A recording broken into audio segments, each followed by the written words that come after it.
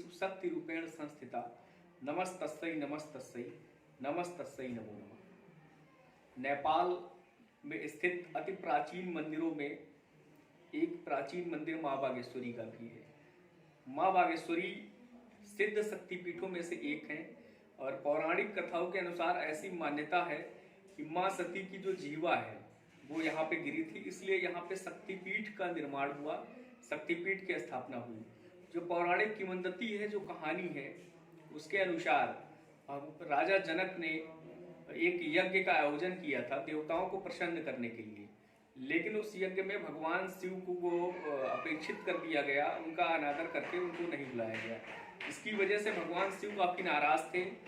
माँ सती जिद करके उस यज्ञ में जाना चाहती थी, लेकिन भगवान शिव, उनको जो महाकाल हैं, देवादिदेव हैं, वो उस यज्ञ में जाने से माँ सती को रोक रहे थे। काफी जो है जबरदस्ती करने के बाद, अपनी अवमानना करने के बाद माँ सती उस यज्ञ में चली गई, जहाँ पे राजा जनक उस यज्ञ का आयोजन कर रहे थे। उस यज्ञ में भगवान शिव को काफी तिरस्कृत किया गया और काफी उनको जो है भला बुरा राजा जनक ने कहा। इसकी वजह से माँ सती नाराज हो गई। अपने पति जो उनके परमेश्वर थे, उनकी बुराई को सुन करके और उनके तिरस्कार को सुन करके माँ सती नाराज हो गई और उसी यज्ञ कुंड में उन्होंने अपना आत्मदाह कर लिया। भगवान शिव को जब ये बात पता चली तो उन्होंने माँ सती के शव को लेकर के और तांडव करना शुरू कर दिया। इस तांडव से पूरी पृथ्वी, समग्र राष्ट्र और विश्व जो है हिलने लगा। विनाश जैसी स्थिति उत्पन्न हो गई। भगवान शिव के त्रिनेत्र खुल गए और पूरे धरती पे, पूरे विश्व पे उथल पुथल होने लगी। भगवान विष्णु ने जब देखा कि इस तरीके से समग्र जो ब्रह्मांड है उसका विनाश हो जाएगा, पूरे विश्व का विनाश हो जाएगा, तो उन्होंने अपने चक्र से माँ सती के कई टुकड़े कर दिए। उनमें से एक जो जिह्वा है, जो जीभ है, वो नेपाल में आकर के गिरी, ऐसी मान्यता है और ये माना जाता है। इसलिए ये शक्तिपीठों में से एक है, सिद्ध शक्तिपीठ है। दशैन का जो मौका होता है, दशैन हमारे भारत में इसको दशहरा बोलते हैं, उस समय माँ के दर्शन करने के लिए पूरे विश्व से काफी संख्या में श्रद्धालु आते हैं। यहाँ जो बागेश्वरी को जोड़ने वाली जो अंतर्राष्ट्रीय सीमा है वो रुपैडिया है। भारत नेपाल की सीमा को रुपैडिया जोड़ता है और ऐसा माना जाता है कि यहाँ के आसपास के जो क्षेत्र हैं वो माँ बागेश्वरी को अपनी कुल देवी मानते हैं। इसलिए भारत और नेपाल का जो मैत्रीय रिश्ता है उसमें इस मंदिर की महत्वपूर्ण भागीदारी होती है। यहाँ आसपास के लोग लगातार वर्षों से, सदियों से माँ बागेश्वरी की अर्चना करने के लिए, पूजा करने के लिए और अपनी मनोकामना मांगने के लिए जाते हैं।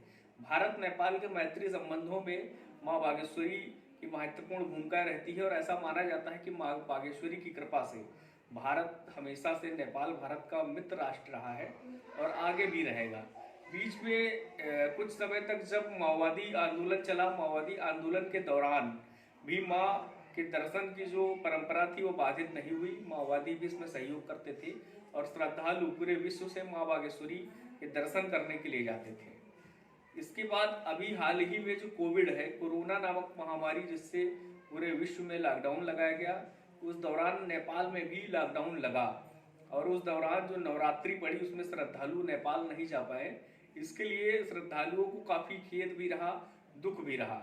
अभी नेपाल में संपूर्ण लॉकडाउन था, भारत में भी लॉकडाउन था। लॉकडाउन होने के बाद भारत और नेपाल की जो अंतर्राष्ट्रीय सीमा है वो खोल दी गई है। यदि आप माँ बागेश्वरी के दर्शन करने जाना चाहते हैं तो आप 2 पहिया और 4 पहिया जो वाहन है उनको आप नहीं ले जा सकते हैं, लेकिन पैदल चाहें तो आप माँ बागेश्वरी के दर्शन को जा सकते हैं। ये जो मंदिर है, इसकी जो शैली है, ये पगोड़ा शैली जो है, वास्तुकला में पगोड़ा शैली में इस मंदिर का निर्माण हुआ है और जो सिद्ध शक्तिपीठ है, जो सिद्ध मंदिर है, उनमें ये प्रमुख स्थान रखती है।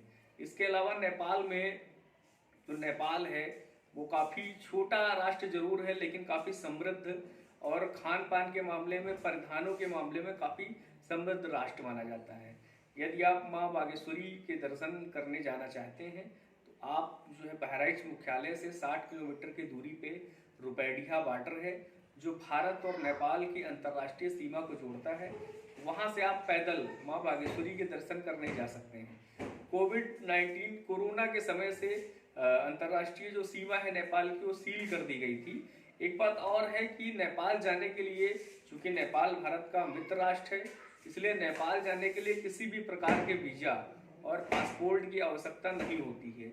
आप सिर्फ अपना एक साधारण कोई जो आईडी प्रूफ है, जो आपका पहचान पत्र है, आप आधार कार्ड, पैन कार्ड ले जा करके नेपाल जा सकते हैं। नेपाल चूंकि हमेशा से भारत का मित्र राष्ट्र रहा है, इसलिए यहाँ वीजा पासपोर्ट जैसी कोई ज़रूरत नहीं पड़ती है। आप कोई भी नॉर्मल आईडी प्रूफ ले जा करके नेपाल जा सकते हैं।